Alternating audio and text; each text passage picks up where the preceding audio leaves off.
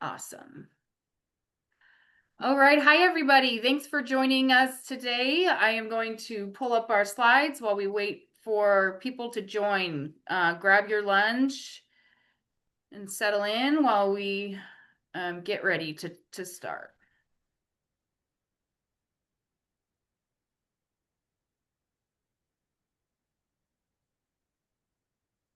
All right. How do you do this in Google?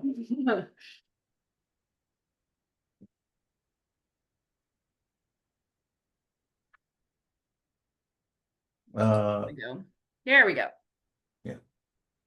All right. Let's pull up thanks again for joining. Let's pull up the polls and see who is here in our webinar today.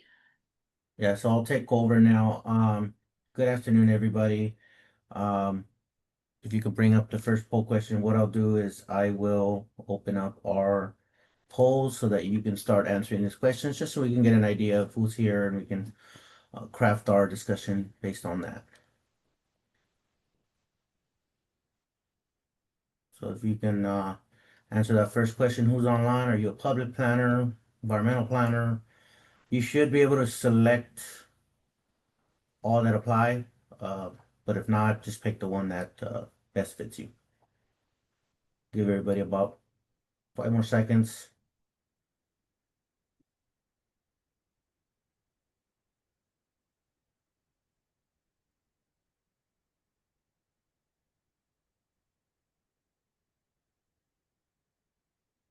Our second question is, how many years of experience do you have? I guess when I launched the poll, it asks you all questions. So if you have little experience or if you're very experienced, please select the one that applies.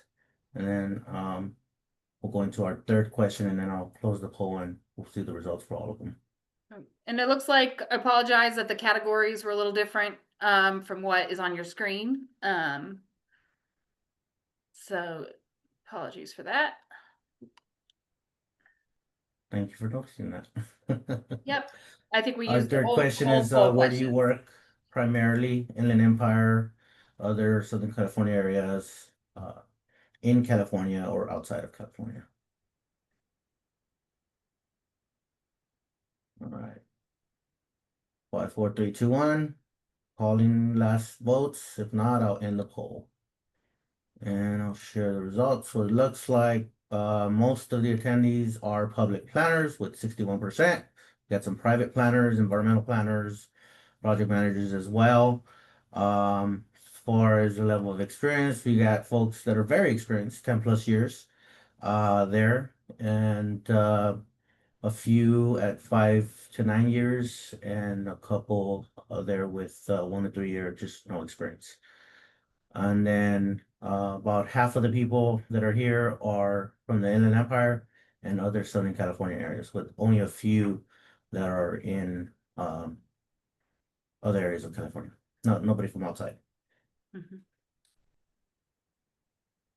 Great. Thanks, Robert, and thanks for joining us. I know we're hosting here from the Inland Empire section, but welcome our planner friends from across the state and beyond.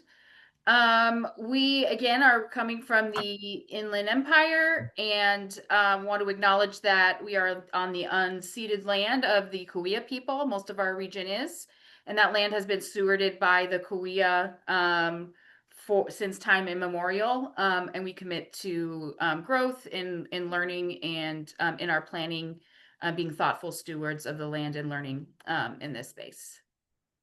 Taylor, can I ask you? I'm sorry, I forgot to. I know you passed the slide. Can we go back to our sponsors? I just want to acknowledge them. We Yes. miss it. We don't. Yep. So yeah, I just want to thank our 25 sponsors for the Inland Empire section of the APA. The support of these sponsors enable us to promote events like this and other networking, education, professional development. So we'd be remiss if we didn't mention our platinum, gold, silver, bronze, and friends of the Inland Empire as well, as shown on the slide there. Absolutely, and definitely want to call out our regional council of government partners at SBCOG, SBCTA, and WRCOG, who invest directly in technical assistance for planning and are really important parts of this work. So thanks, Robert, for bringing us back to the sponsors. So you're here in maybe wondering what in the world is a planning policy power hour. And you're wondering that because it's something that we just, made up because it's something that we're kind of hungry for as planners. Is a space for us to go a little deeper into the evolving policy landscape that is planning in California. There's so many moving parts in our day jobs as it applies to state housing, environmental, all these cross-sectional areas of policy that impact our work. And learning about the law, reading it is one thing, but understanding how it applies and how we're going to implement it and make them three-dimensional is often not as straightforward as as you might think. And so the goal of this time together is to be really focused on implementation, to make the information that we're talking about, it is complex and it is dense, but to try to make it as approachable as we can. We're going to try to make it interactive, and I think we're going to get better at that as we go. And we want this is intended to be informational and to help you think through some of these legislation. We are not land use attorneys. Land use attorneys are wonderful. But that is not what today is about. Today is about really digging in and asking implementation questions, recognizing that we are all new to this because this legislation is new and this policy is constantly evolving. So today, we are focusing today's Power Hour on the recent legislation that came out of Sacramento. You probably heard about them. It is the AB or Assembly Bill 130 and Senate Bill 131. You'll get these slides at the end of this session, and it will include links to the bill text, so that you'll have a lot of the references that we're talking about today. So today we're gonna kind of go through some of the high level changes that were made to planning law as we look to implement it as a result of these budget trailer bills. We're going to go into a few implementation scenarios and ask some questions about how a planner would approach a situation and some best practices. And then we'll talk a little bit, time allowing, we'll have some time for discussion and next steps, what you can expect for these policy areas moving forward. So, but before we dive into the content of the bills, I think it's important to level set on why are we even talking about budget trailer bills in the first place?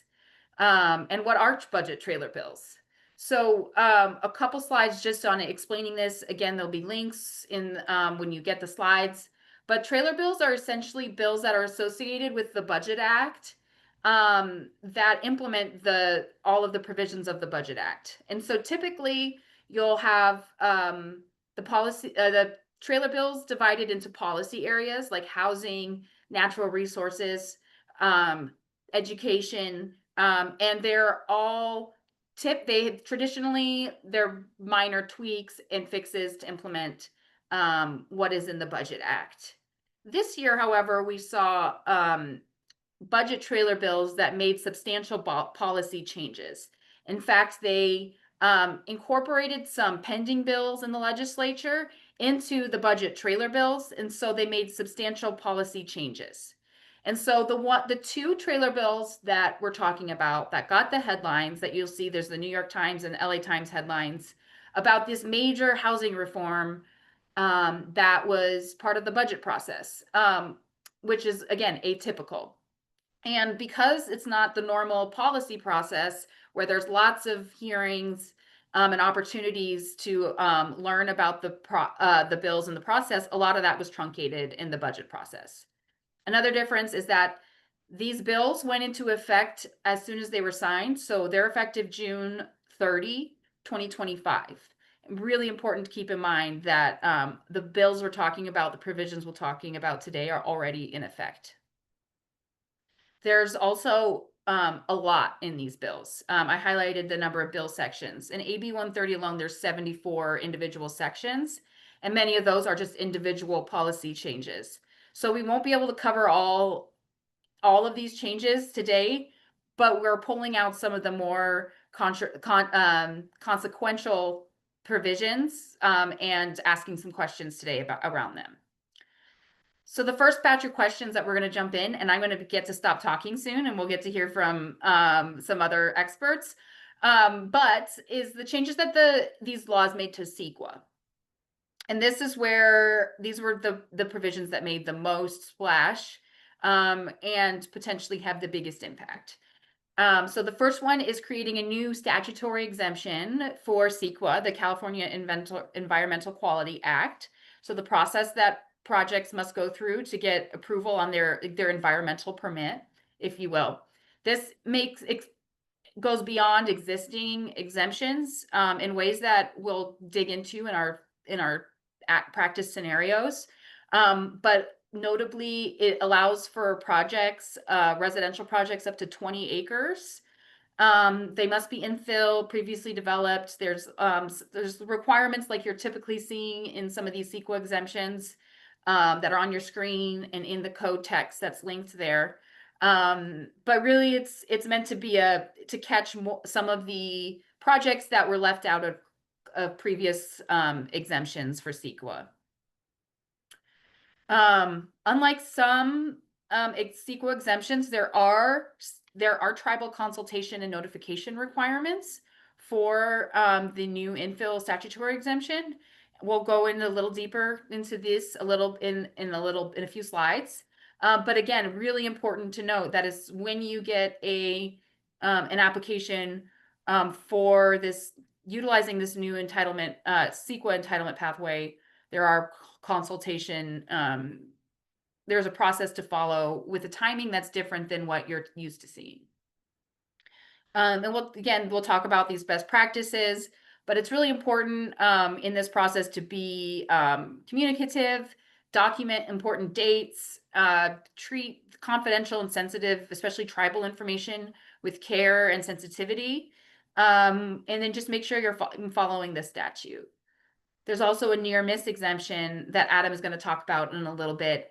Talks about, and it allows for a project that would otherwise be eligible for any number of, there's a number of other exemptions that are on the books. It would, if there's a project that would miss those exemptions by one condition, it would allow for an environmental report to focus on only that condition and not do a full environmental impact report. Again, Adam's going to jump into that a little bit deeper. We also have these other priority projects that now have limited exemptions. They're listed on your screen and they're found in various sections of the Public Resources Code. We'll go deeper into one of them. But we should note also that we're expecting new updated CEQA guidelines January 1st of 2026. So incorporating a lot of these changes. So now we get to jump into how this is going to look and feel in real life. And I'm going to invite Adam Rush from Meridian Consultants, a very experienced CEQA practitioner, to come on and talk about how he's using the new laws in his day-to-day practice on projects. Thank you. Good morning, everybody. As Taylor mentioned, Adam Rush, principal with Meridian Consultants. We are environmental planners and CEQA streamliners. We'll go to the next slide. So the first scenario, excuse me, I want to talk about is what we are doing with infill exemptions. So we had a project with, excuse me, I just lost my train of thought. We had a project in the city of Glendale, and we had just finished preparing the administrative draft EIR. I think everyone here who's joining is quite experienced, so you know what that is. We were about to release the EIR probably in about mid-June, and then we heard of these changes, and so we put the brakes on that. And the project, which is a residential infill project, we thought then is going to be eligible for the statutory exemption under the provisions that have been recently passed. An EIR is very expensive, very long. We discussed it with our client and their land use attorney. And even though all of that time and money and effort has been spent in doing the studies, a whole range of reports, and going through that process, we thought it appropriate to at least look at the eligibility. So in consultation with the client and their land use attorney, we prepared what we're basically calling a consistency analysis or a consistency matrix. It was nothing more than a 2-column. This is the subsection of the statute. This is how we comply. Over a dozen provisions that are in the law, we found that the project complies with. And so what we did is finalize that, submit that to the city, and pivoted from the EIR, which was a full EIR evaluating all the regular issues, to the statutory exemption. And the reason for that is, even though there's been a lot of time and effort spent on that, the statutory exemption is, essentially golden. What I always like to, give an example is planning and construction related activities are statutorily exempt for the Olympic Games. If you've watched the Olympics, I love the Olympics. Handball's pretty crazy and all those weird sports that they have. It's a huge endeavor, but it's statutorily exempt. And there's economic reasons for that. There's political reasons for that. And so it's kind of like the Charlie Brown golden ticket. We submitted that consistency analysis to the city planner for Glendale. They signed off on it. And then we said, okay, we're going to prepare a checklist in a sense. We do a lot of section 15183 checklists. There was a recent case that went to the state Supreme Court from the San Diego area that basically, solidified that. And so we've done that a lot. We're using that right now to draft essentially an AB 130 checklist, infill checklist. If anybody has a short description for it, I'm taking suggestions, but we're preparing that checklist right now based upon the consistency memo, and we'll be submitting that in lieu of the in lieu of the EIR. That's great. Gives the client level of comfort that they don't have to go through that process. They don't have to go through the draft EIR, response to comments, final EIR, all that stuff. But there's a lot of outstanding issues. What are the next steps after that? What is the administrative record going to look like if it gets litigated? Do any of those past reports, air quality, traffic, VMT, geo, bio, cultural, come into play? Because we're not doing any reports. We're not doing a lot of technical analysis. It's simply a straightforward checklist. This is how it complies. Whether it may have an impact or not, it is now exempt under state law. So that's going to be interesting to see, during the public hearing, if individuals come out that have commented on the NOP. I'm sure you've all been through that. AQMD, CDFW, maybe Fish and Wildlife. We get a lot of agency comments during NOP. Sometimes we get environmentalist groups on the NOP. Sometimes we get CEQA attorneys, or as I like to call them, CEQA ambulance chasers commented the NOP. How do we button that up and close that loop and basically tell them we will not be responding, we will not be releasing the EIR, and we will not be essentially sending you a copy of it and responding to those initial comments. So that's going to be very interesting, and I think be somewhat controversial. So, but it's a fun activity. We can go to the next one. Yes, never a dull moment in CEQA implementation. That might be controversial. Yes. So this scenario is one of those interesting things where, there sometimes, maybe a lot of times, are unintended consequences from state housing law. I'm sure a lot of you have worked in the density bonus arena when I was at the county with Robert. You know, we would have, excuse me, project come in, want to do a density bonus, but it's not consistent with the zone. It's not consistent with the land use. That bonus is putting them over. You know, how do we find consistency within the general plan? I think this scenario is kind of one of those types of unintended consequences. Is we have a 15 unit non-affordable, but you know, kind of small A affordable, smaller lots, smaller homes below the median sale price for LA County. Excuse me, the project's in Quartz Hills, which is unincorporated, Los Angeles County, kind of in the Lancaster area. 15 houses, not a big deal. But we did the initial study. We did a VMT analysis, traffic, you know, with done CEQA traffic analysis. We did air, noise, greenhouse gases, biocultural, full, you know, Cadillac version of the initial study. And the only thing that came back as potentially significant was VMT. And we put the numbers into, you know, if anybody remembers the magic 8-ball and shook it up a bunch of times, and we couldn't get around it. The Los Angeles County VMT guidelines are very robust. They're not a regurgitated, you know, cut and paste version of SB 743. They have a lot of specific provisions in them, and we just couldn't get around it. So, you know, then we're doing an EIR for a 15 unit project in unincorporated LA County.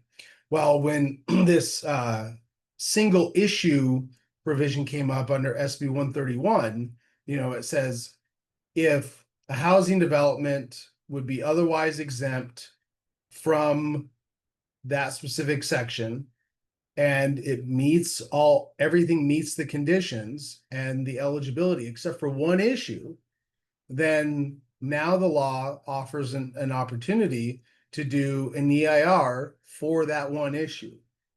And I kind of, you know, laughed to myself because I've been through this before. Oh, we're going to do a focus EIR, and then it winds up becoming a regular full EIR because you send out the NOP and everyone comments, you know, we screened everything out except VMT.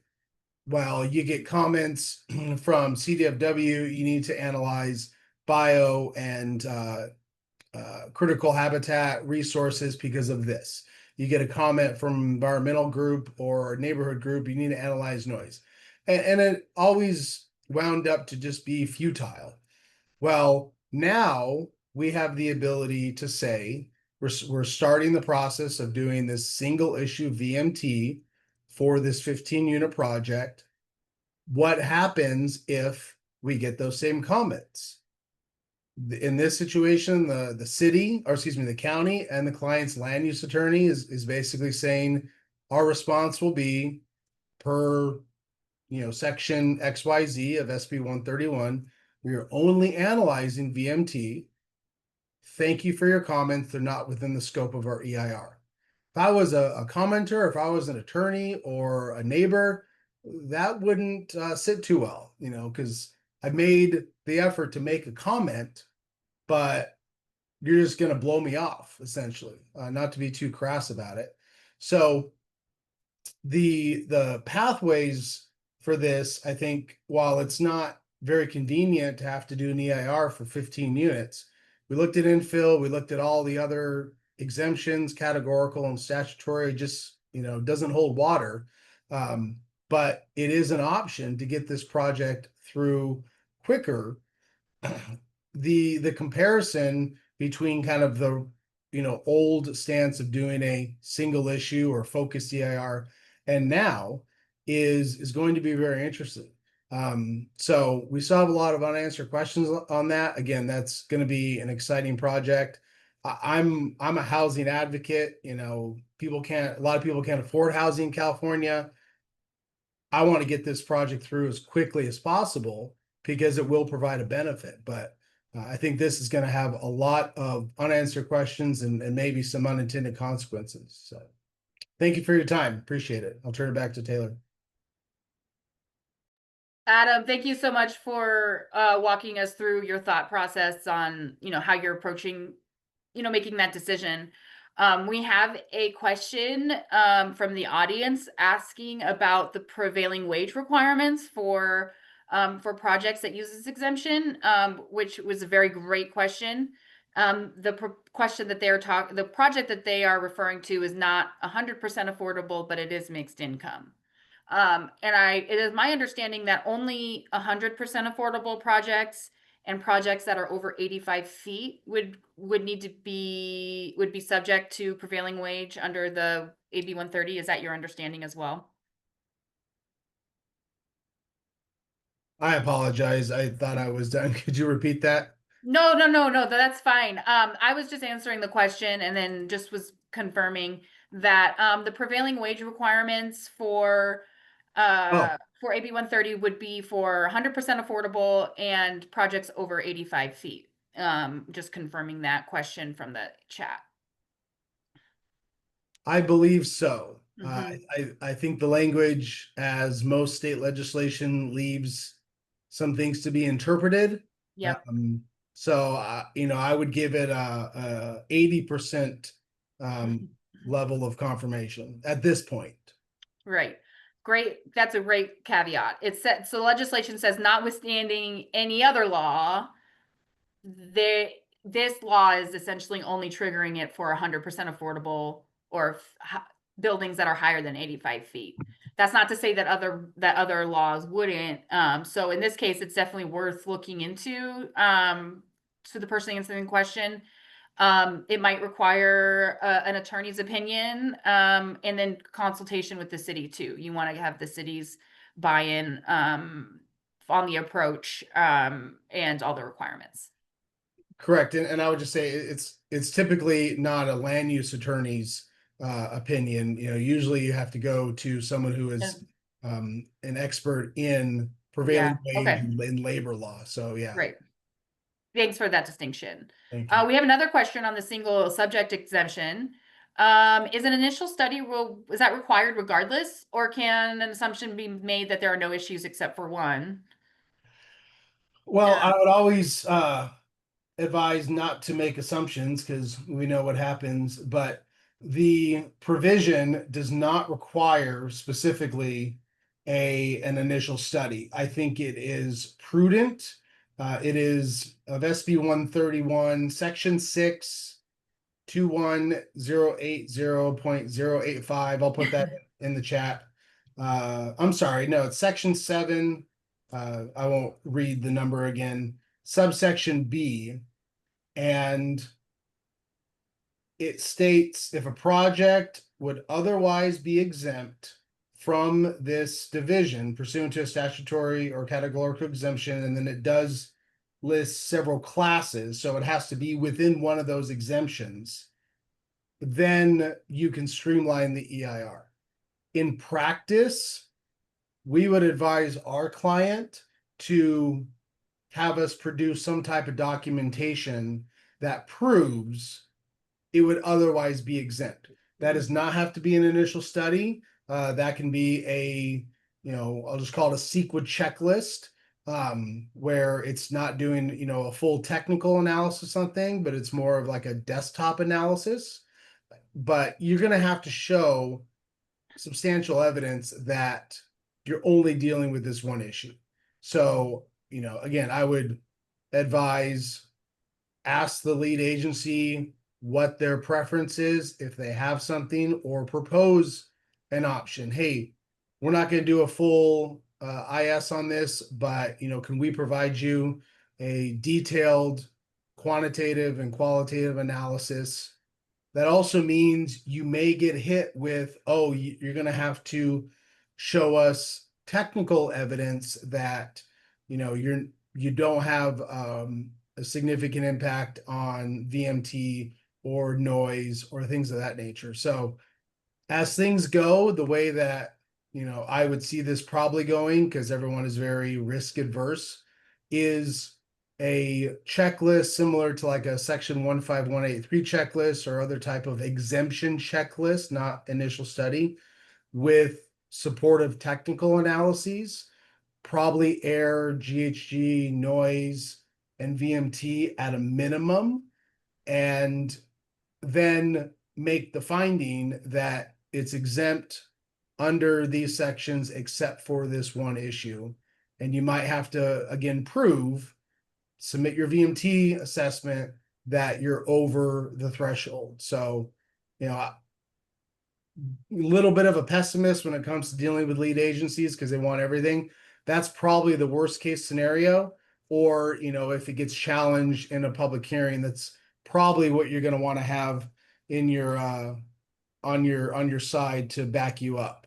Maybe it's overkill, but again, better safe than sorry. Great. This is great questions. So I'm hearing it's a pretty similar process for a focused EIR you're going to go through for whatever as the regular EIR. Like, what's the process look like for that document? Yeah, the steps in the EIR are not going to change. It's once the project is complete. I can't recall if there's the normal provision is 90 days. I don't know if this reduces it to 60 days, but again, that's after you deem it complete. Issue the NOP, draft the administrative, draft to the EIR, which again, is a chapter and a technical study. So, I mean, you could do that probably in a couple of weeks, submit it to the city as a screen check, or the county for their review, or the water district submit to the lead agency for their screen check review, issue the draft EIR and notice of completion, married up with your project, schedule for hearing, produce the final EIR before that, and then post your notice of determination and cross your fingers and toes for 30 days. Thanks, Adam. Very helpful. All right. Let's then move on to another related CEQA scenario. I'm going to ask Emily Elliott to come off, introduce herself, and to talk about a hypothetical AB 130 infill project. Perfect. Thanks, Taylor. Hi, my name's Emily Elliott. I'm the section director for Inland Empire APA. I'm also the community planning practice lead with M&S Engineers, or planning environmental engineering consulting firm. Our local office is out of Riverside. Not necessarily specific scenarios, but I want to talk through the tribal consultation process. This is a little bit new for us as planners, having exempted projects that are still subject to consultation, and there are some very specific timelines that have been embedded into this bill, and so we're going to walk through them. I'm not sure if the viewers have the ability to engage with us with emojis or like the raise hand feature, so or I should say the react. So maybe we won't do that, but I was going to ask if everyone could give like a show of hands if you think that the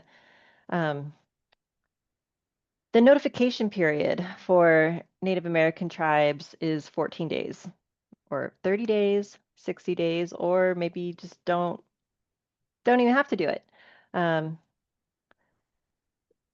They may be able to type it into the webinar chat. Yeah, that's okay. That's okay. So the question is, how long do I have as a case planner to notify tribes that are traditionally affiliated with the project site? Okay, cool. I see some people throwing it in here, 30 days. And just for full disclosure, we were talking about this before the call. What is meant by Native American tribes culturally and traditionally affiliated with the project site? This probably warrants a little bit more investigation, but the opinion of the panelists, at least, is this is the same list as your AB 52 tribal consultation list. We are unaware of a requirement to contact the NAHC to obtain a list for each project that would, qualify for an exemption under AB 130. So yeah, we can go back to the answer slide, and where traditional AB 52 process, has that 30-day period. Under AB 130, it's a 14-day period. Yeah, to notify tribes of a project and ask them if they want to consult. So now we can go on to the next slide. Then how long does the affiliated Native American tribe have to respond to the notice? And then once they do respond and want to request consultation, how long would I have then to schedule that consultation? And so we can go on to the next slide. And so the tribes still get 60 days to respond, and city staff would have 14 days to schedule that consultation meeting. And we can go on to the next slide. Oh, sorry, I thought I had one more. Well, we can go, sorry, we Yeah, can go let's go back and then. just talk. Yeah, sorry. Yeah, sorry, I totally thought we had one more. So you might be asking, you're like, okay, this is exempt. I don't have an MMRP to put these tribal measures into. Like, what do we do with our consultation outcomes? Well, essentially, they become conditions of approval on the project. So any agreement or outcomes from tribal consultation, you'll want to document everything just like through the traditional tribal consultation process. And rather than applying those outcomes as mitigation measures, they'll get applied as conditions of approval. Yeah, so that was the last little thing I wanted to add on, but just like in our typical consultation process, make sure that you're documenting everything. Still advise sending things by certified mail or whatever the preference of the tribe is. So that way you can document when letters went out and that the agency is meeting those timelines. Hey, Emily, Taylor, if you don't mind if I just add something to this. Please. I was looking into this as we've all been looking at these two pieces of legislation. I just want to throw out there, keep in mind that these are like um, deadlines, like maximum deadlines. But there's nothing to say that, once you send out your notice after on or before the 14th day of the application be deemed complete. The tribe doesn't respond in like 10 days, right? Then, the 60-day thing is, they have up to 60 days, but if they respond in 10 days, you still have 14 days to schedule that consultation. So those days may look different from my understanding. It doesn't necessarily, I was tracking it at the beginning as, day one when the application comes in or is deemed complete, and then 14 days later, and then 60 days after that, and then 14 days after that, maximum is, I think it was like 84 or something like that. I don't remember my calculation, but honestly, if they come back 10 days later saying they want to consult, you don't have 14 days after the 60 days, you have 14 days after they request that consultation. So keep that in mind. Days can look different. Do what I've seen a lot of our, colleagues do is they have a tracking sheet. You track when you send it, when you receive it, and you just make sure you follow these days. Believe it or not. It's not an exact math. Just wanted to throw that out there. That's totally a correct interpretation. Yeah. And I see we have a question in the chat. With the ongoing delays in responding by NAHC, what does this shorter timeline look like in practice? So this goes back to what type of consultation we're doing. And it's our understanding, our interpretation, which again is asterisk, not legal advice, that this follows the AB 52 process and the AB 52 list. And the AB 52 list is established by tribes contacting the cities or the agencies saying, we want to be on your notification list. So that means you don't need to contact NAHC each time for a project going under this form of tribal consultation. It is still required if there's an SB 18 consultation component, because in that case, how you determine the list is reverse, and you do reach out to NAHC and ask for the contact list. So. Thanks, Emily, for chiming in. Again, it's very nuanced, and again, check the code, making sure before you do all your notifications that you're complying. So thank you. All right, now we're still on the CEQA. There's a lot of different scenarios here where these new laws could be impacting your role in environmental reviews. So I want to bring Chris Brizuela up to introduce himself and to talk us through scenario number 4.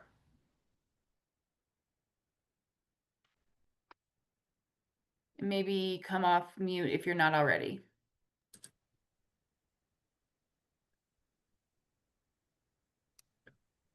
Okay, that did it. Okay, great. Well, thanks, Taylor. So good afternoon, everybody. Christopher Brizuela here with MSA Consulting.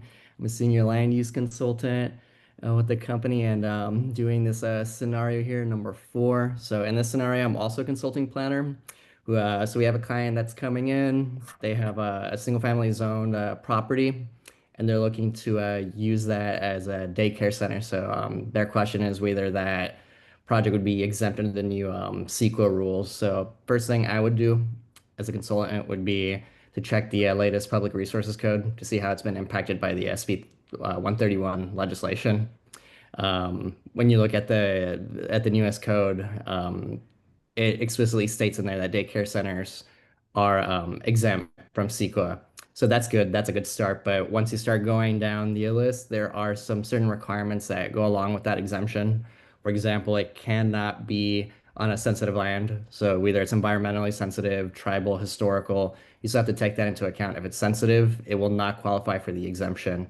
Two, if it's located within a residential zone, it will also not qualify for the exemption. So just to be clear, if the for this particular project, the daycare center, because it is in a residential zone, it would not be exempt. However, if it was not within a residential zone, you would qualify for the exemption. Uh, that said, at that point, I would explain that to the applicant, to the client, let them know that they would not qualify for the exemption. And at that point, we would pursue some type of alternative entitlement approval if it's possible for that particular project site. But yep, that's my 2 cents on it. And any questions?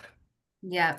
No, that's great, Chris. Thanks for kind of bringing, we wanted to illustrate kind of an example that shows, you're not just ignoring the question because it wasn't the answer the client wanted. So open communication, and then just, yeah, going to the code to understand which exemptions apply where. It's not just a blanket daycare exemption or community health center exemption. There are requirements. And yeah, thanks, Chris, for demonstrating that. Let me check our chat. I think we're good. We have one question. Yes. Let's come back to the tribal consultation question Okay. in a little, just keeping track of time. So there's other changes. Like we said, there's lots of tweaks that these bills made to existing law. Again, the main ones were the CEQA changes, but there were changes, extensions, expansions, etc., of some of the more notable housing laws that are on the books. So things like the Housing Accountability Act, the Permanent Streamlining Act, Housing Crisis Act. They're all housed in different sections of the government code, and they were expanded, revised. Some of them had sunset dates, so they were set to expire in 2030, for example, and now are those dates are removed, and so now are considered permanent until there's a change. So in the slides, we will provide some of the links to the updated code section so that you can see the latest.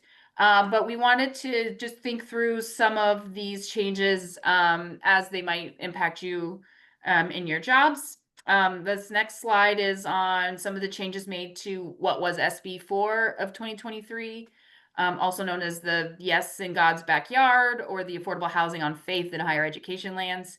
There's some tweaks that were made to this this section of the government code to expand the use, clarify, and also make these projects a requirement to be reported on your annual progress report. So to help with these scenarios, first I have Robert Flores coming on to introduce himself and his implementation scenario. Yeah, good afternoon again, everybody. Robert Flores with M&S, there with Emily, part of the agency staffing group there. So I'm in the trenches when it comes to public planners and the scenarios that we deal with behind the counter.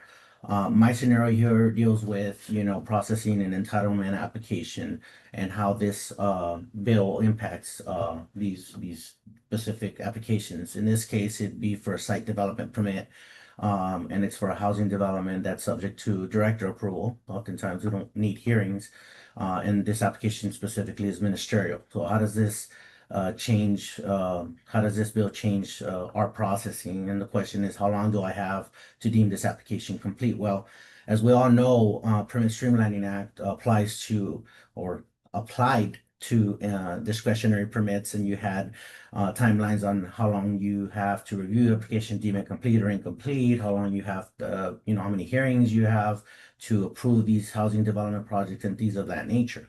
Well, now the change that applies here is that that same process or similar process applies to ministerial applications. So in this case, we have a site development permit. It's ministerial. It is now subject to Permit Streamlining Act. So the requirement is that we have to deem the application complete within 30 days. So just keep that in mind. Now it applies to both ministerial and discretionary permits. One caveat I have is that, you have to keep in mind two other provisions that apply. At the beginning of this discussion internally, we were talking about maybe there's a ministerial ADU application that this applies to. Well, yeah, it may apply to, but you also have to look at ADU law or other provisions that may impact your review and your analysis in these types of scenarios. One thing I want to throw out there, and I don't want too much time, but just wanted to make sure that you know that another change that came down through AB 130 is that ministerial applications for housing developments have to be approved within 60 days. And that provision I want to make clear, because it's one thing that I caught, is that it's not 60 days like we're used to after we deem the application complete. It's 60 days after they submitted an application that we deem complete. So keep in mind, if you have to take 30 days to review an application complete, you ate up 30 days of your 60 days that you have to approve the application. So one of the recommendations I have is, as you're reviewing for your completeness and before you deem it complete, make sure you start working on your conditions of approval, your documentation, and the process that you have to go through to deem the application complete, because you're already in that 60-day period, especially if you know that application is going to be complete. If it's incomplete, then you're safe. But if you know and you understand that it's going to be complete, start getting ready to approve that rather quickly with the changes that were brought forward. Robert, if I could add something just to that really quickly. When that came down, former agency I was with, we decided to throw it into the same process as other ministerial entitlements that had shot clocks already on them, like cell towers or solar. And with our online permitting system, we just, basically follow that same flow chart or development flow and, envelop that application type into that process. So it was easier just to go through the same review type, just a different project. Yeah. If it's something that works and allows you to meet the deadlines of this, yeah, you don't want to have multiple processes, right, for different types of applications. So if you take worst case scenario, that's a good point, Adam, and you just apply that to everything. Like, for example, with this change on my end, from my experience, there hasn't been very much change, because in a lot of the agencies that I work with, we already treat ministerial planning approvals under the Permit Streamlining Act, just to make sure that we're on the right track, right? That we're not having multiple situations. So yeah, again, if there's other streamline approvals and you can marry them together, create one process that covers all of them, including this one, then that's ideal. Thank you. I try to make good points. Awesome. Thanks. Thanks, Robert. I don't see any questions, but yeah, Go well, ahead. just something to know, this is complicated because it's not as straightforward as you think, because a lot of the ministerial tools have their own timelines. And so it's really important to look at the entitlement pathway, whether for that product type that they're using, and those timelines, and compare it against the Permit Streamlining Act, to make sure that you're using the right timeline. It is not as clear cut. And we're here really to reiterate, this is really complex and confusing. And in many cases, it might be conflicting. And so a lot of cleanup, a lot of attention is, how do we make this work with what we have, and how do we make it better?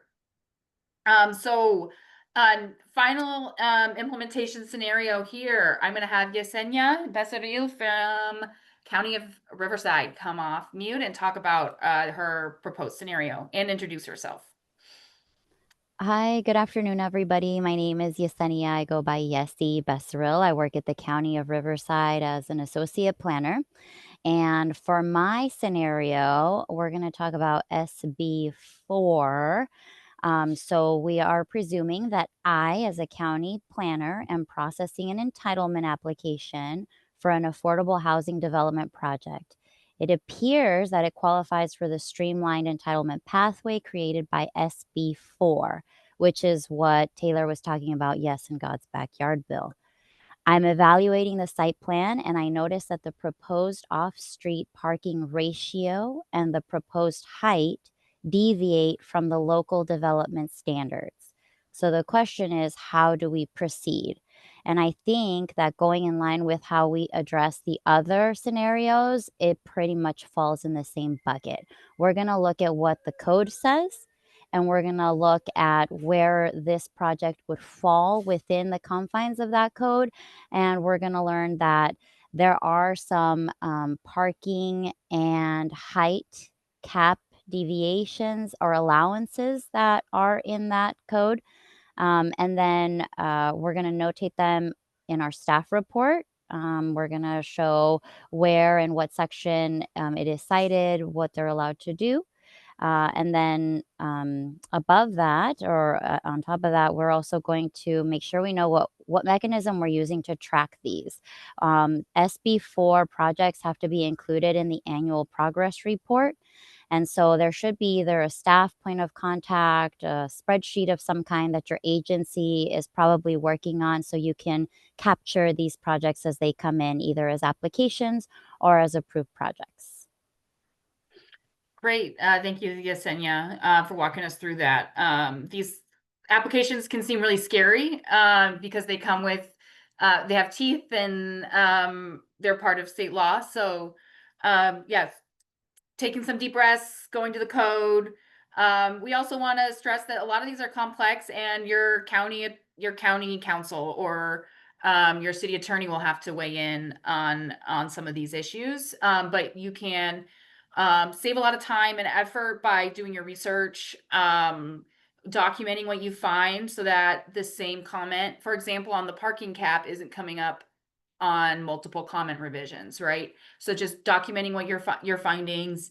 And then it's important to note that SB4 has labor requirements. And so making sure that the applicant is aware of labor requirements, and then that they're tied to the project. A lot goes into some of these streamlining tools. And yes, I appreciate you kind of talking us through what that looks like. So we have just a few minutes left. Please feel free to drop some questions in the chat and we can answer them. But before we do, I just want to say thank you to the actually the 5 board members who came on and helped with these scenarios. They brought really deep insight to their roles, how these laws impact them, and I could not have done this without them. So just appreciate, please join me in thanking them for their insight and joining us today. So remember, when you're going forward, on the CEQA side, we are expecting some new CEQA exemptions. I put a link there so you can join the mailing list to get it updated on those regulations. We're still in the legislative session. There's more bills coming. And we at the Inland Empire section are doing our best to try to meet the moment and provide tools and resources that will help you implement these requirements. We know it's hard and there's not enough resources. So please reach out if you have questions, if there's particular topics that you want covered. And we're all in this together. I think one thing that's been really clear, just especially with this topic, is how ambiguous some of this is. And it's not as clear cut as it might seem on paper. And so to ask questions, know who should be reviewing, yeah, please reach out with other ideas and feedback. A few lists on your screen in your PowerPoint. Otherwise, we'll wait for a few minutes as our time together concludes for any questions. But otherwise, thank you for joining today and being a part of the program today.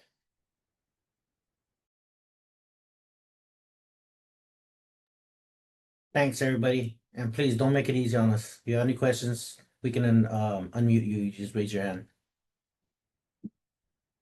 Appreciate it.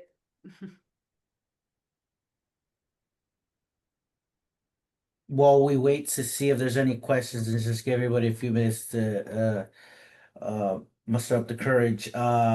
Just wanted to mention that this is something our programs committee, including Taylor, brought together with Taylor, who is our legislative representative. And we will be working on other events, so look out for that. Not just legislative, but also some other fun stuff that's coming down the line with historic preservation, and things of that nature. So, and Planning Commission workshop, we have advertisers ready as well. Where if you have my emails on there, we have the admin at IES.APA email, and then my personal work professional email there that you could reach out to me if you have any ideas. Looking forward to collaborate with anybody to bring forward additional programming and networking opportunities that we're not necessarily putting out. So we're looking for good ideas, if any. Oh, thanks, Robert. Thanks for shouting out planning commissioners training. Yeah, staff out there, if you wish your planning commissioners knew something that maybe they don't, you can send into our APA planning commissioners workshop that's coming up. Another event I want to plug that's coming up is our historic symposium. It's been on a hiatus really since the pandemic, and we're really excited to bring it back. It's going to be a combination virtual and walking tour symposium over 2 days. And a mixer.